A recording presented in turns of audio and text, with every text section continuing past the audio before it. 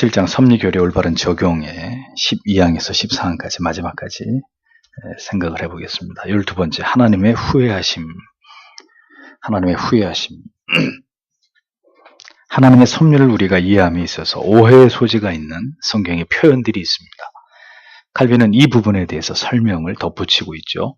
그 중에 하나님께서 후회하셨다고 말씀하고 계시는 이 부분에 대한 오해에 대해서 칼빈은 반론을 펼치고 있습니다.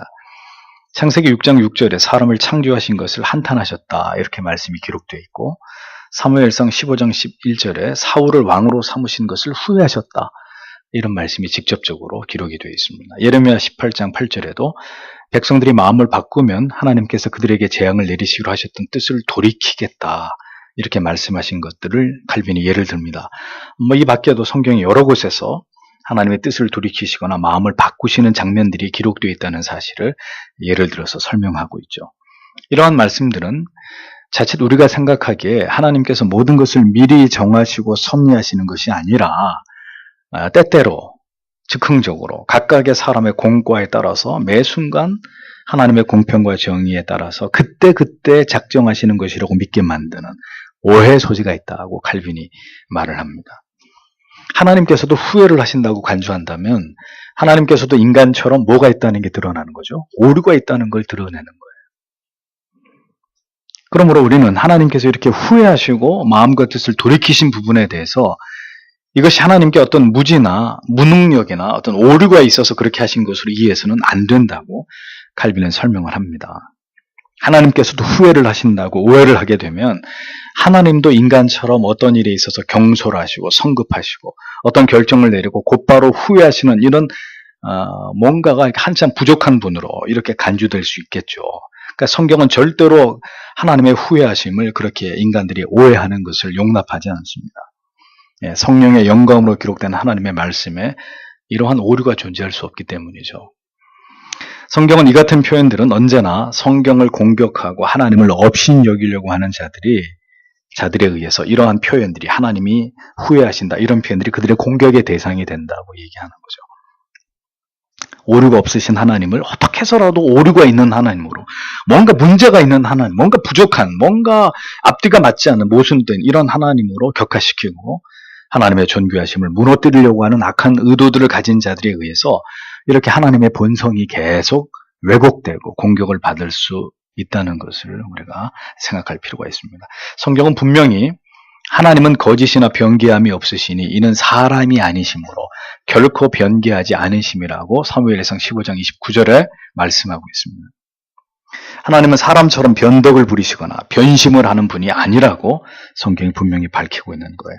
그러므로 하나님께서 후회를 하셨다는 말씀을 그럼 우리는 어떻게 이해를 해야 되느냐? 그것은 하나님께서 마음을 바꾸셨다는 것을 비유적인 표현으로 그렇게 말씀하신 것으로 보아야 된다고 칼빈이 얘기합니다. 그러면서 뒤에서 더 자세히 설명을 하죠. 인간에게 일어나는 모든 일들을 섭리하시는 하나님의 작정은 영원한 것이고 결코 하나님은 후회하지 않으시는 하나님이심을 오해 없이, 그리고 하나님을 멸시하는 자들의 저의에 흔들리지 않고 우리가 이것을 분명하게 이해할 필요가 있다는 점을 칼빈이 얘기하고 있는 겁니다. 그래서 13번째로 넘어가면 하나님의 후회하심이란 인간의 이해를 돕기 위한 화법이다, 이렇게 설명을 합니다.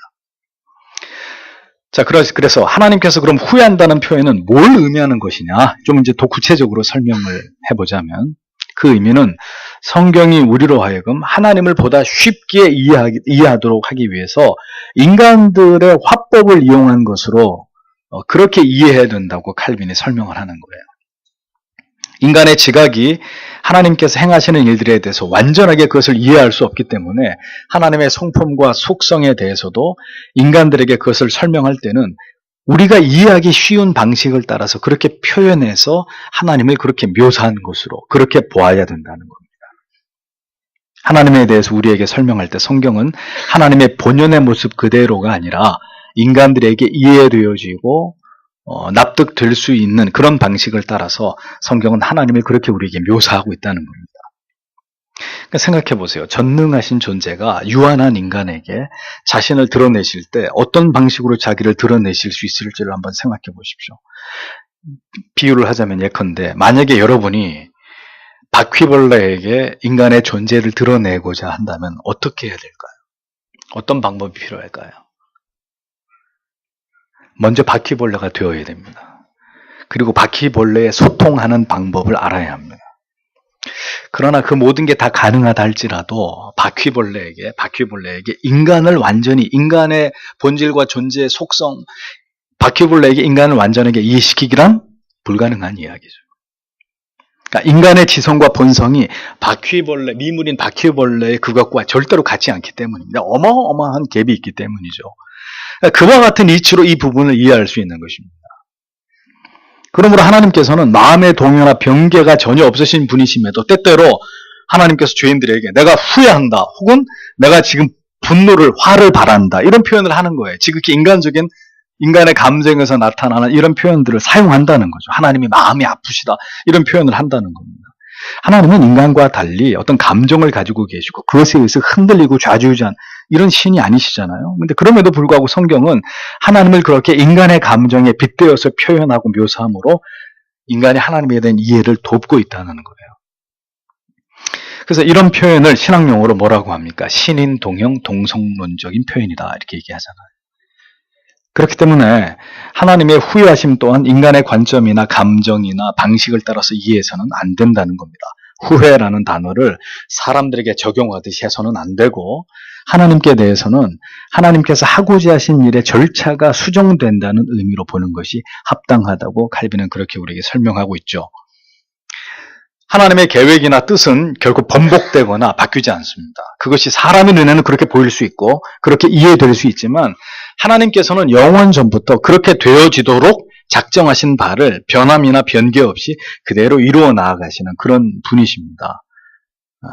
그렇게 되어지도록 작정된 것이지만, 하나님께서는 후회하신다는 표현을 통해서 우리로 하여금 어떤 일이 얼마나 인간들에 의해서 잘못된 방향으로 향하게 된 것인지를 우리에게 깨닫게 하고 이해하기 위해서 그런 표현들을 사용하신다는 거죠. 그래서 14번째, 의심적인 구절들에 대한 해명, 이 부분에서 좀 더 자세히 설명을 해보겠습니다.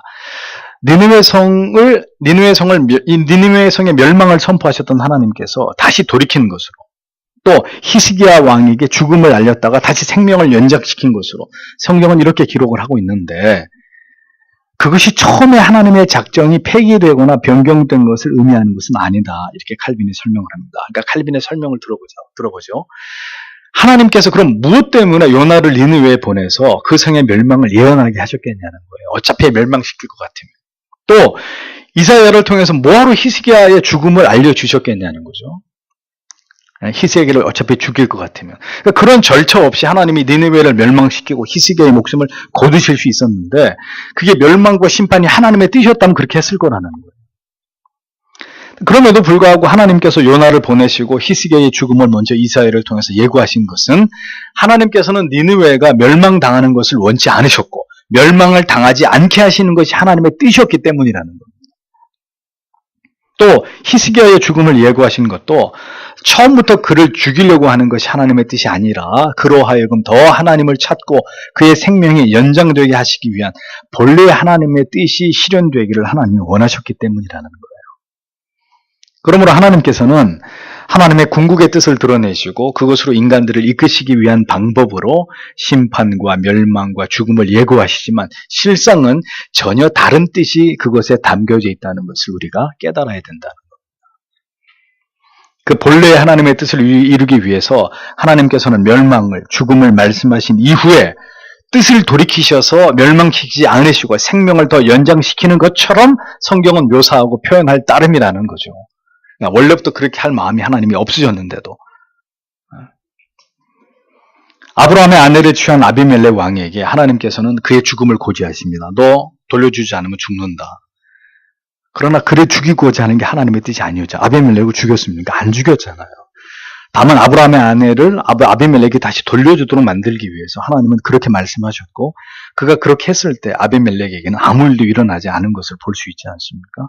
그러면 하나님의 뜻을 돌이키신 건가요? 처음부터 아말렉을 죽일 이유가 없었던 거죠. 그런 하나님께서는 하나님의 뜻과 섭리를 이루고자 그렇게 말씀을 하시고 그렇게 표현하신 것일 뿐이라는 것을 알 수 있습니다. 그러니까 이 사건을 두고 하나님께서 왜 아비멜렉을 죽이겠다고 말씀하셔놓고 죽이지 않았냐, 반론을 제기할 수 있을까요?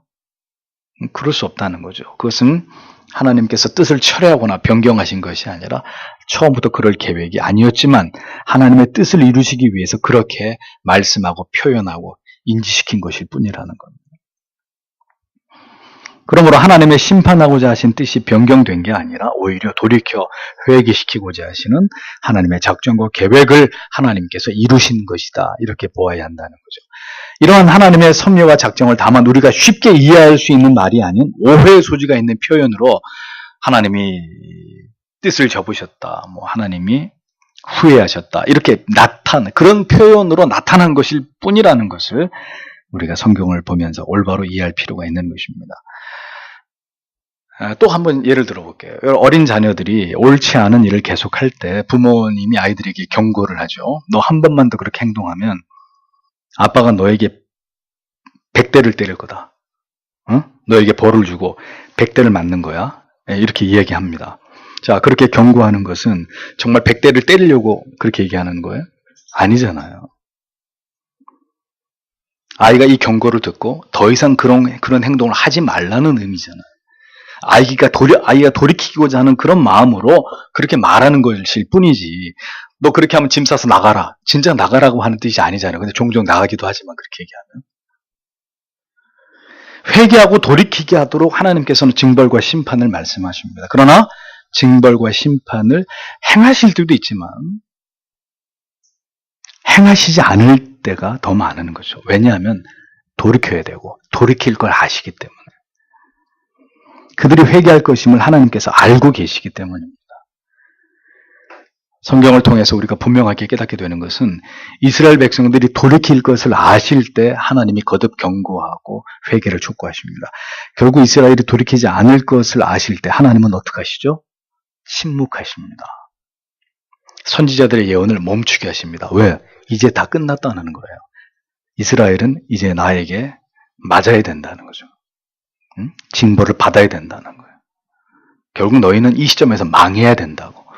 그게 하나님의 뜻일 때는 더 이상 얘기하지 않으시는 거예요.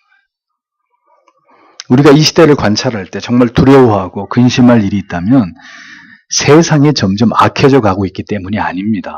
그것은 더 이상 하나님의 경고나 회개를 촉구하는 말씀을, 우리의 죄를 지적하고 꾸짖는 말씀을 교회를 통해서 더 이상 들을 수 없을 때, 이게 여러분 정말 심각한 상황이 되는 거예요.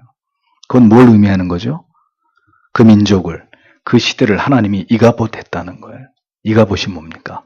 하나님의 영광이 떠났다는 거예요. 위기의 신호가 경종이 울릴 때 하나님의 사람들은 엎드려 회개하고 하나님께로 돌아와야 됩니다. 피리를 불면 춤을 추는 게 당연하고 곡을 하면 울어야 되는 거예요. 근데 아무 반응을 보이지 않는 거죠. 아무 반응을. 돌이키라고 회개하라고 깨어있으라고 더 경건에 진력하라고 교회를 가까이 하라고 촉구해도 들은 척 만척하는 것입니다. 이것은 패역이고 강팍이고 목이 곧은 이스라엘의 모습입니다.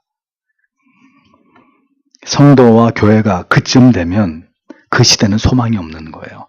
이제 하나님의 심판만이 준비되고 있는 거예요. 지금 이 시대가 그런 시대가 아닌지를 우리는 심히 우려하고 염려할 필요가 있는 것입니다. 하나님의 두려운 경고에도 미동조차 하지 않는 우리 자신을 바라보면서 우리는 어떻게 보면 정말 두려운 마음을 가져야 되는 거예요. 망하게 하시는 것이 하나님의 뜻이 아닙니다. 후회하는 것이 하나님의 마음이 아닙니다. 그러나 그렇게까지 표현할 때 우리는 깨달아야 됩니다. 지금 심각하구나. 지금 하나님이 뭔가 우리에게 굉장히 중요한 것을 말씀하고 계시. 지금 돌이키지 않으면 죽을 수도 있겠구나. 망할 수도 있겠구나. 에? 하나님의 징벌이 머지 않았을 수도 있겠구나. 이렇게 받아들여야 되는 거죠. 하나님이 그렇게 자기의 마음을 표현하실 때. 그것이 우리를 망하게 하실 마음이 없지만 마지막으로 우리를 바라보시고 후회하신다고 말씀하시는 하나님의 마음이라는 것을 너무 늦지 않게 우리가 깨달아야 되는 이유인 것입니다. 오늘은 이 하나님이 후회하신다를 비롯한 하나님이 이렇게 뭔가 하나님의 뜻을 거두시는 듯한 우리가 아는 하나님의 본질과 속성과 약간 대치되는 듯한 하나님이 저렇게도 하시나?